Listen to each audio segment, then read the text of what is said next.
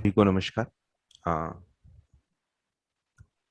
आज हम लोग इस प्लैनेट टॉक शो में अपने पिछले वर्ष से आज तक के कार्य की कि किस प्रकार से कोरोना में हम लोगों ने शिक्षा को अव्यवस्थित नहीं होने दिया, व्यवस्थित होकर टेक्नोलॉजी के माध्यम से शिक्षा को पहुंचाने का निरंतर कोशिश की।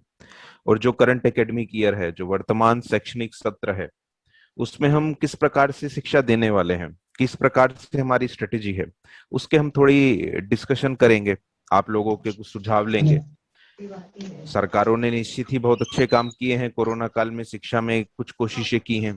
अब वर्तमान में आपकी क्या अपेक्षाएं हैं, टेक्नोलॉजी में आपकी क्या अपेक्षाएं हैं, विद्या भारती उत्तराखंड की टेक्नोलॉजी टीम से आपकी क्या अपेक्षाएं हैं, आप अपनी स्किल्स को किस प्रकार से और अपग्रेड करने वाले हैं शिक्षा के वर्तमान स्वरूप के अकॉर्डिंग, राष्ट्रीय शिक्षा नीति के लिए आपकी क्या प्लानिंग है, इन सब चीजों को लेकर हम लोग आज सरस्वती शिशु मंदिर केशवपुरम पिथौरागढ़ के प्रिंसिपल और साथ में उस विद्यालय के कुछ मेजर टीचर्स हम लोगों के साथ जुड़े हैं।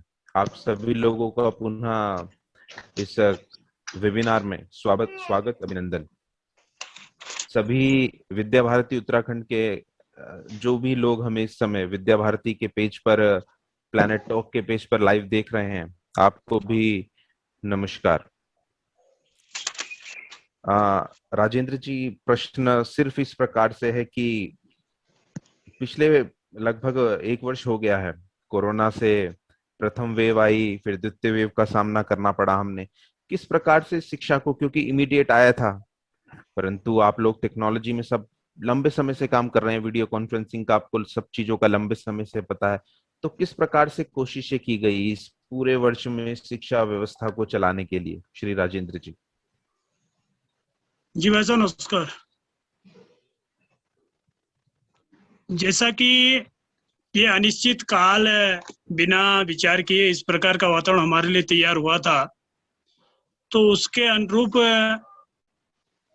जो शिक्षा का देने का क्रम रहा, उसमें पहले पहले तो हमने व्हाट्सएप, जो कि हम व्हाट्सएप को ही ऑनलाइन समझ बैठे थे। बाद में धीरे धीरे पृथ्वी कुलम के आप लोगों से संवाद होने के बाद जैसी बातें आगे बढ़ी, तो उसके बाद मन में विचार इस प्रकार के भी आए और इस प्रकार के आभासी माध्यम से अनेक बैठकें मातृ संगठन विद्या भारती के अलग अलग प्रकार से होते रहे, तो अपना अनुभव भी बढ़ता गया। और उसी अनुभव के आधार पर हमने अपने जो इस विद्यालय में पढ़ने वाले अभिभावक हैं, शिशु हैं, उनके माध्यम से भी अपना जो हमको नहीं आ रहा था, हमने समाज के कुछ आईटी क्षेत्र का नॉलेज रखने वाले युवाओं को भी बुलाया और बुला करके उसमें प्रशिक्षण विद्यालय स्तर पर भी अपने विद्यालय परिवार को दिया। तो उसके कारण जूम ऐप के माध्यम से, और जूम ऐप से भी सरल हमको आजकल गूगल मीट लग रहा है, तो गूगल मीट से हमारी जो ऑनलाइन शिक्षा चल रही है उसमें लगभग सभी भैया बहन जुड़े हुए हैं जो यहाँ पर नेटवर्क के क्राइड एरिया में आ रहे हैं। और बाकी आपके साथ संवाद से भी और विद्या भारती के माननीय संगठन मंत्री जी के संवाद से भी कार्यक्रम में गति बढ़ी है, सीखने को मिला है। इसी प्रकार से काम को हम आगे भी बढ़ाएंगे, ऐसी आशा आपका भी सहयोग मिलता रहेगा। जी जी। पूरे वर्ष कोई जो टीचर्स जुड़े हैं, बबीता जी, आपका नारायण जी, आप अपने आप को अनम्यूट करके बता सकते हैं किस प्रकार से चलाया आपने, किस प्रकार से पढ़ाया पूरे साल, आपको क्या मुश्किलें रही, क्या पॉजिटिविटी रही, लर्निंग रहा? कोई भी टीचर जो अपने विचार इस प्रोग्राम में हमारे साथ साझा कर पाए।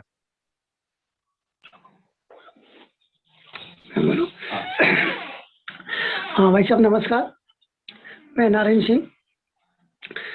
तो ये जो जैसे भाई साहब ने बताया कि जूम मेट से और गूगल से हमने पढ़ाने का प्रयास किया और हम उसको ही समझ बैठे थे, लेकिन वर्तमान में हम जो काम कर रहे हैं ये गूगल मीट के द्वारा पढ़ाने का हमारा कार्यक्रम चल रहा है।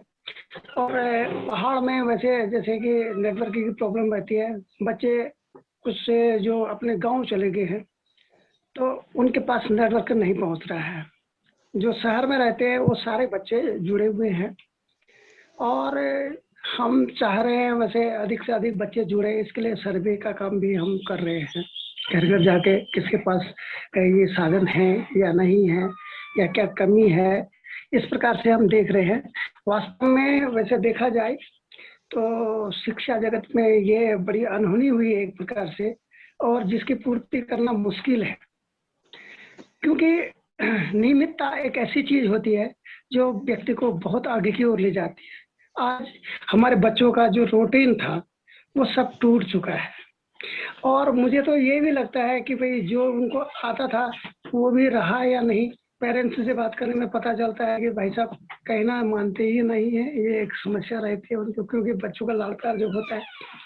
तो इस प्रकार देखा जाए कि भाई वो भरपाई करना तो अभी संभव नहीं लग रहा है। जब तक मैं तो कहता हूँ कि जल्दी से जल्द ये बीमारी दूर हो और स्कूल खुले, और यही मेरी शुभकामनाएं हैं सभी लोगों को, और आशा करता हूँ कि बहुत जल्द स्कूल खुले। धन्यवाद सर।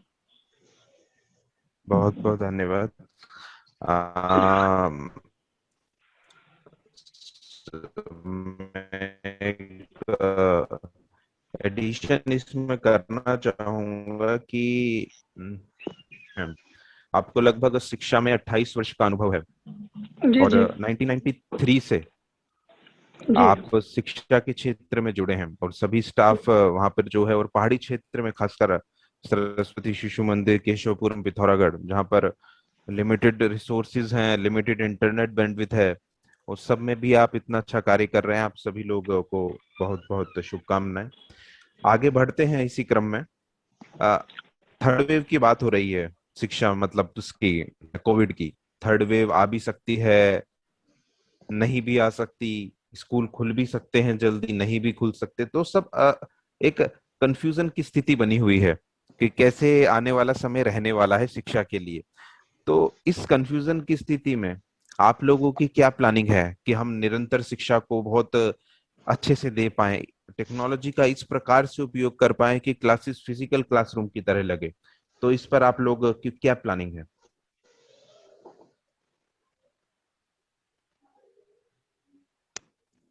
जी प्रधानाचार्य जी, आप इस पर अपनी राय रख सकते हैं। जी जी वैसे एक तो समय इसका अंतराल भी बढ़ ही गया है, इससे भी जो लोग इस टेक्नोलॉजी को नहीं जानते थे वो भी अब इस चीज को सीख गए हैं।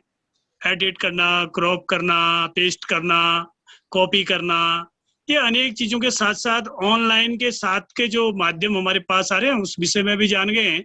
तो हमारा आगे को थर्ड वेव को देखते हुए ये विचार मन में आया है कि हमारा जो 9 से 3 का विद्यालय है, अभी हमारा क्या रहता है कि हम 9 से 1 बजे तक विद्यालय में रहते हैं, और हमने इसी पे विचार करते हुए मन में बनाया है कि सभी को हमने गूगल मीट डाउनलोड करना और उसका लिंक बनाना सबको सिखा दिया है।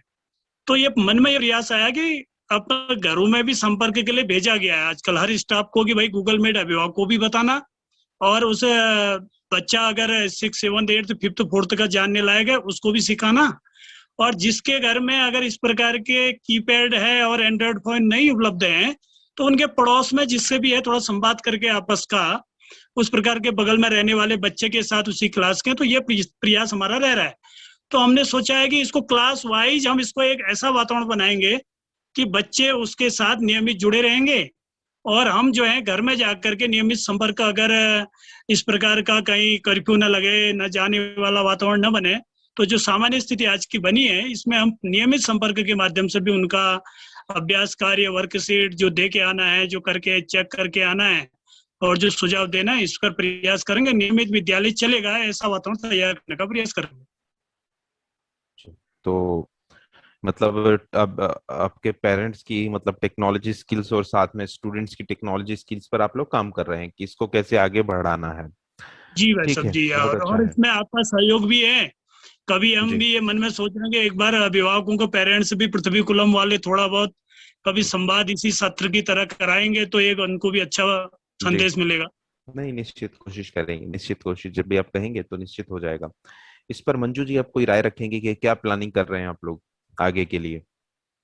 अनम्यूट करके आप बता सकती हैं अपने कुछ अपने सुझाव, अपना एक्सपीरियंस।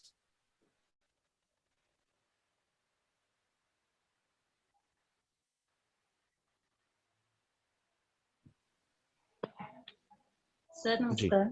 जी नमस्कार, बताइए।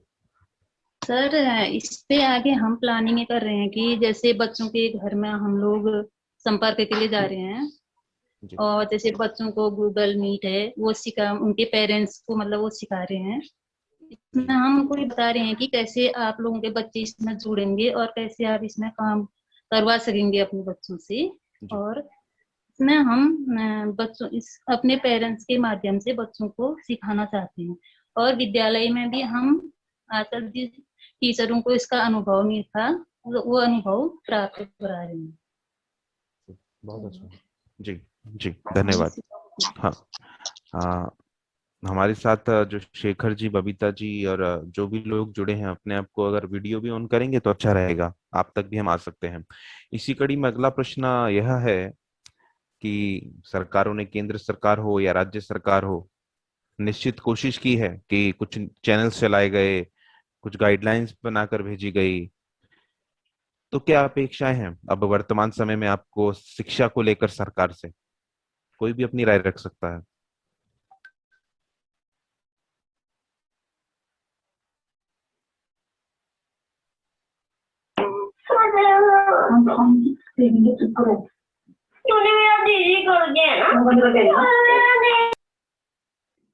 जी प्रधानाचार्य जी, आपका क्या अपेक्षाएं लगती हैं आपको कि सरकार को क्या क्या एक्शंस लेने चाहिए शिक्षा के लिए?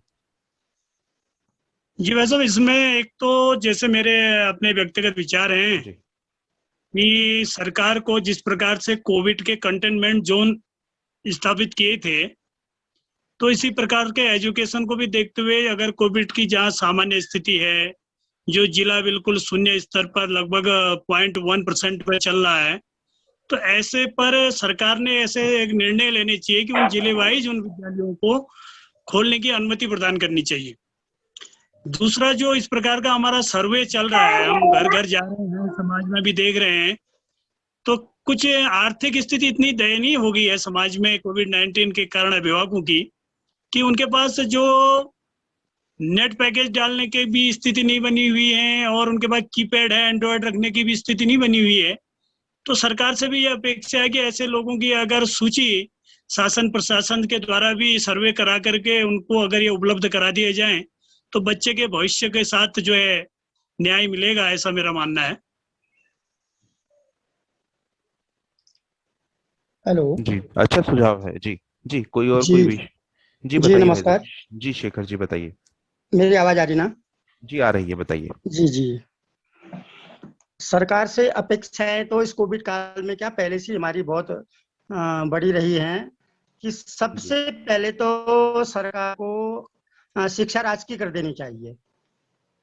यदि पूरे स्टेट में एक पाठ्यक्रम और एक शिक्षा और एक राजकीय शिक्षा, उस पर सरकार का पूरा अपना अंकुश और उसकी देखरेख रहे, तो शिक्षा में एक रूपता आना आ सकती है। दूसरा, कोविड काल के दौरान जो हमारी शिक्षा प्रभावित हुई है, और ये संसाधनों के अभाव में, विशेष रूप से पहाड़ में, हमारा विद्यालय जिला मुख्यालय में है, लेकिन हमारे यहाँ 75% बच्चे जो है गांव के हैं। 75 नहीं, 90% बच्चे। कोविड काल में आर्थिक संकट आने के कारण जो है उन लोगों ने अपना यहाँ कमरा छोड़ करके, सामान नामान यहाँ से पकड़ करके वो अपने गाँव को चल दिए, क्योंकि उन पर मकान के किराए का बोझ पड़ रहा था। अच्छा, बीच में विद्यालय खुलना शुरू हुआ तो अभिभावकों ने आना शुरू किया, और वह इतने पिछड़े हुए क्षेत्र में के रहने वाले हैं कि वहाँ पर मोबाइल फोन या किसी प्रकार के ऐसे इंटरनेट की व्यवस्था नहीं रही। तो ऐसे लोगों से हमने संपर्क करने का पूरा प्रयत्न किया विद्यालय, और उनको ऑफलाइन विद्यालय में बुला करके वर्कशीट आदि तैयार करवा करके संपर्क करके विद्यालय ने तो प्रयास किया, लेकिन सरकार का इसमें मैं समझता हूँ कि कोई भी एक सराहनीय ऐसा प्रयास नहीं रहा है अभी तक।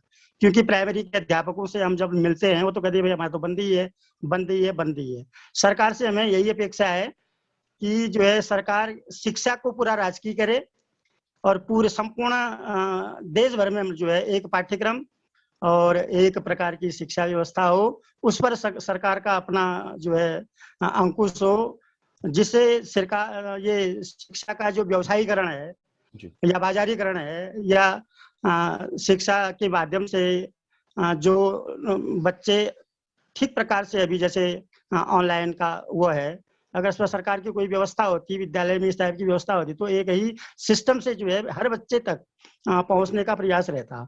सरकार से हमारी यही अपेक्षा है कि शिक्षा की ओर विशेष ध्यान देने की आवश्यकता है। अगर जी। शिक्षा पर सरकार का ध्यान रहेगा तो अपने आप ही देश जो है आगे बढ़ेगा, और जो भी मूलभूत समस्याएं लोगों की हैं वो शिक्षा के माध्यम से ही दूर होंगी।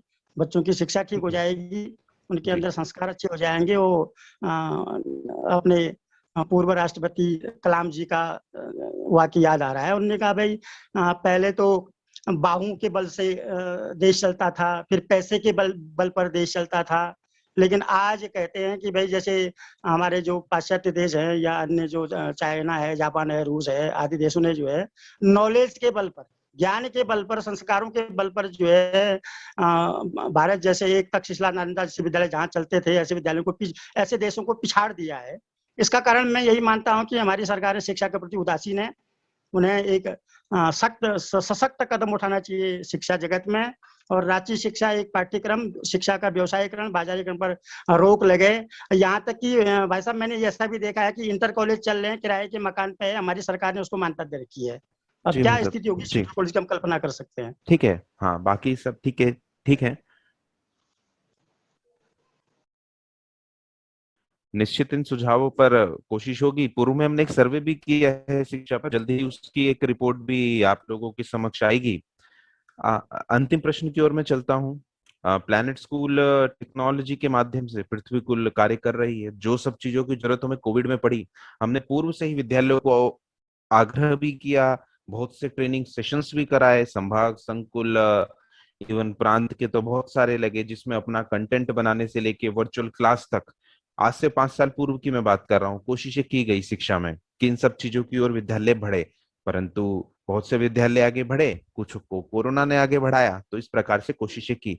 अब वर्तमान में शिक्षा नीति को देखते हुए, कोविड को देखते हुए, हम अपना पूरा टेक्नोलॉजी का प्लेटफॉर्म है उसको अपग्रेड कर रहे हैं।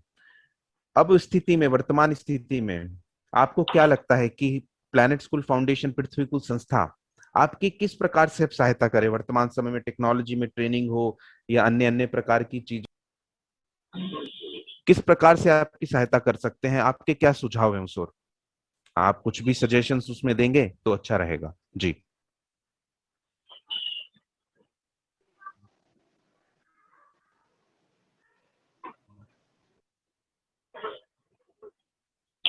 जी राजन जी, आप रख सकते हैं इस पे विषय, या निर्मल जी या अन्य कोई, नारायण जी, कोई भी अपना विषय रख सकता है कि टेक्नोलॉजी में आप लोगों को किन और ट्रेनिंग्स की जरूरत है, अन्य किस प्रकार की चीजों की जरूरत है जी। नमस्कार सर। ये पृथ्वी कुलम का कार्य सराहनीय रहा है सर, और इसी तरह से पूरे विद्यालय स्टाफ परिवार का मानसिक सत्र यदि नियमित चलना चाहिए, जिससे आचार्य और आचार्यों का नई टेक्नोलॉजी में आत्मविश्वास मजबूत होता रहे। इसके साथ साथ इसका जो लाभ है वो हमारे विद्यार्थियों को और गार्जियनों को जो नई नई ऑनलाइन टेक्नोलॉजीज हैं उनको यूज करने के लिए मिला है, और आज तक भी सराहनीय रहा है आपका कार्य। आशा है तो आगे भी सराहनीय रहेगा। ठीक है, बहुत धन्यवाद जी, धन्यवाद। हम कोशिश करेंगे कि जो लेटेस्ट टेक्नोलॉजी एजुकेशन टूल्स हैं उसकी जल्दी ही आप लोगों के कुछ प्रशिक्षण हो।